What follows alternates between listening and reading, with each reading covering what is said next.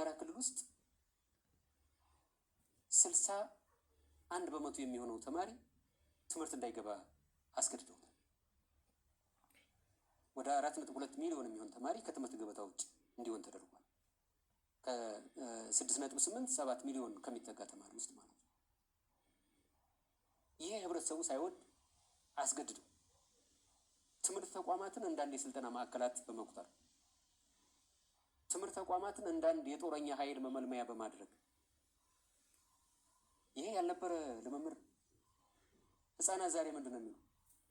ከዚህ ቀደም አንተም እኔም አንድ ትምህርት ቤት ሄደን ህፃናትን ምንድነው ወደፊት ምንድነው መሆን የምትፈልጊው ብለን ብንጠይቅ ዶክተር መሆን እፈልጋለሁ፣ ኢንጂነር መሆን እፈልጋለሁ፣ ፓይለት መሆን እፈልጋለሁ ብለው ነው ርዕያቸው የሚያስቀምጡ።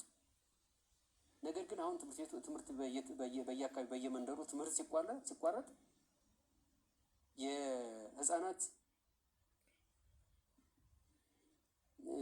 የጦር መሳሪያ ውሸት ጦር መሳሪያ በአካባቢ ካገኟቸው እንጨት እና ልዩ ልዩ ቁሳቁሶች በመስራት የጦር መሳሪያ መስራት ሲለማመዱ ነው።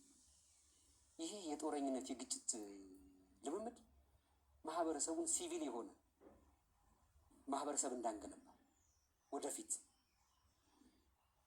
እንዲህ አይነት ግንባታ እንዳናደርግ ዜጋ እንዳንገነባ የሚያደርግ ልምምድ አንዱ ይሄ። እነዚህ ነገሮች በጣም አደገኞች ናቸው።